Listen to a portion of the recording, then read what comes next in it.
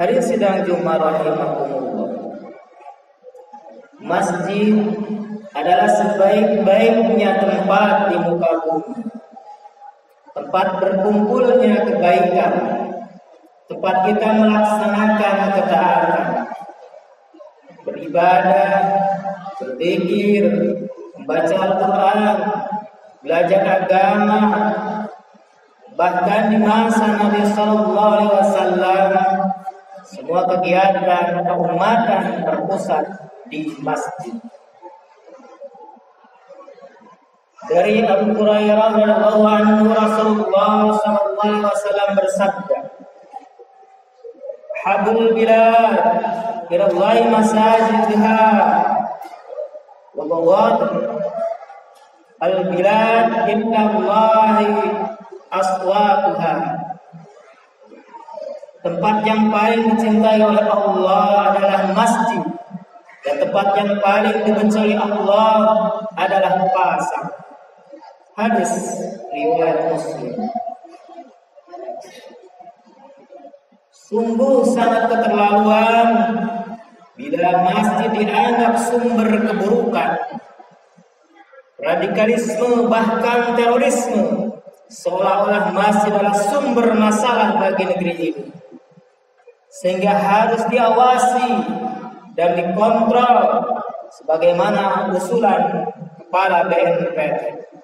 Alasannya untuk mencegah penyebaran paham radikalisme. Hari sedang Jumat rahimahullah, ketahuilah mengawasi masjid dan aktivitas kaum muslim di dalamnya adalah bentuk tajasus yang secara jelas hukumnya haram. Allah Subhanahu wa taala berfirman, "Ya ayyuhalladzina amanu ijtanibu katsiran minadh-dhanni inna ba'dadh-dhanni itsmun wa la tajassasu wa la yaghtab ba'dukum ba'dha." Hai orang-orang yang beriman, jauhilah kebanyakan prasangka kecurigaan, karena sebagian dari prasangka itu dosa. Janganlah kalian mencari-cari keburukan orang, jangan pula kalian menggunjing satu sama lain. Quran surat Al-Hujurat ayat 12. Maknanya, kata Imam Ibnu Jarir At-Tabari rahimahullah ta'ala, janganlah sebagian dari kalian mencari-cari keburukan orang lain, jangan pula menyelidiki rahasia-rahasianya untuk mencari keburukan-keburukannya. Hendaklah kalian menerima urusannya yang tampak bagi kalian, dengan yang tampak itu hendaknya kalian memuji atau mencela, bukan dengan rahasia-rahasianya yang tidak kalian ketahui. Tafsir At-Tabari. Larangan memata-matai sesama muslim juga dipertegas oleh Nabi sallallahu alaihi wasallam. Iyyakum wa dhanna fa inna dhanna akdzabul hadits wa la tahassasu wa la tajassasu wa la tahassadu wa la tadabaru wa la tabaghadu. Jauhilah oleh kalian prasangka, karena sesungguhnya prasangka itu ujaran yang paling dusta. Jangan pula kalian melakukan tahasus, tajasus, saling hasad, saling membelakangi dan saling membenci. Hadis riwayat Al-Bukhari. Para ulama memasukkan perbuatan memata-matai orang lain ke dalam dosa besar. Hal ini karena kerasnya ancaman bagi para pelakunya.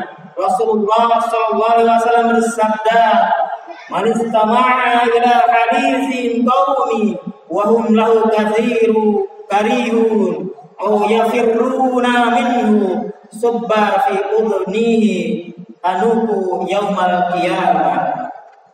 Siapa saja yang berusaha mendengarkan pembicaraan orang-orang sedangkan mereka tidak suka didengarkan atau mereka menjauh darinya, maka pada telinganya akan dituangkan cairan tembaga pada hari kiamat. Hadis Al-Bukhari. Hari ini sedang Jumat rahimahumullah. Larangan memata-matai ini bersifat umum, meliputi semua bentuk seperti mengawasi dari kejauhan, menguping pembicaraan, memasang alat penyadap atau kamera, termasuk menyadap pembicaraan, email, WhatsApp, atau meminta warga untuk saling memata-matai tetangganya atau orang lain. Keharaman tajasus juga berlaku baik atas individu rakyat, organisasi, perusahaan, juga negara. Ini karena nasnya bersifat umum. Objek yang dimata-mati juga berlaku umum, baik terhadap warga muslim maupun ahlu dhimmah. Keharaman penguasa melakukan tindakan memata-matai warga disampaikan oleh baginda Nabi sallallahu alaihi wasallam, innal amira idza taqa raibata fin nasi aqsadahum. Sungguh seorang penguasa itu jika mencurigai rakyatnya berarti ia telah merusak mereka. Hadis riwayat Ahmad. Jadi jelas haram hukumnya mengawasi atau memata-matai masjid dan aktivitas dakwah di dalamnya. Harim jamaah Jumat rahimakumullah, mengoreksi penguasa adalah salah satu bentuk amar ma'ruf nahi munkar yang diperintahkan agama. Baginda Nabi sallallahu alaihi wasallam bersabda, "La ta'murunna bil ma'ruf wa la tanhauna 'anil munkar." Aw la yusallitanna Allahu 'alaikum sirarakum fayad'u khiyarukum fala yustajabu lahum. Hendaklah kalian melakukan amar ma'ruf nahi munkar, atau jika tidak Allah akan menjadikan orang yang berkuasa di atas kalian adalah yang paling jahat di antara kalian. Menjadikan kemudian orang-orang terkemuka di antara kalian berdoa, tetapi doa mereka tidak dikabulkan. Hadis riwayat Al-Bazzar. Demikian agungnya amal mengoreksi penguasa hingga Nabi SAW menyebut amal ini sebagai jihad yang paling utama. Abdul jihad kalimatu adli inda sultanin jair. Jihad yang paling utama ialah menyatakan kebenaran di hadapan penguasa zalim. Hadis riwayat Abu Dawud.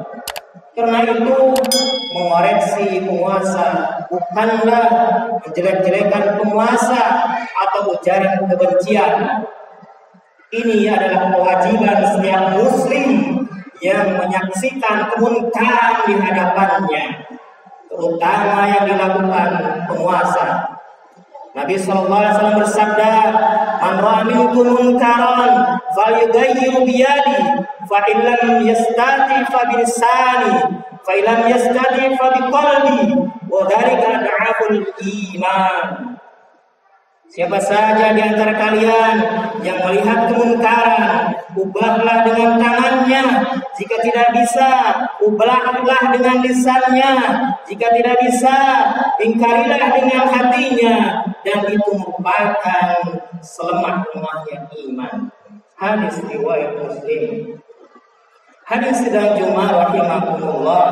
Sadarlah, masalah negeri ini bukan radikalisme. Masalah negeri ini adalah ketidakberesan penguasa dalam mengelola negara. Korupsi di mana-mana, hukum tidak ditegakkan, undang-undang dibuat demi kepentingan oligarki. Kekayaan alam negara diserahkan kepada asing dan asing. Bahkan wilayah negara seperti yang terjadi di Rempang, Kepulauan Riau, malah mau diserahkan kepada asing atas nama investasi. Sementara para penguasa membangun dinasti dan memperalat rakyat untuk mendapatkan kursi. Ketahuilah, semua ini bukan salah masjid, bukan salahnya Islam. Lalu kenapa Islam yang menjadi sasaran? Sementara itu adalah bagian dari Islamofobia. Semua itu adalah bagian dari Islamophobia, takut dan benci kepada Islam. Ketahuilah, label radikalisme sendiri adalah produk Barat untuk menyudutkan dan menyerang Islam. Siapa yang tak mau menerima pandangan hidup Barat dirabeli radikal, yang mau menerima mereka dinamakan moderat. Kita kemudian diadu domba. Waspadalah. Barakallahu li wa lakum.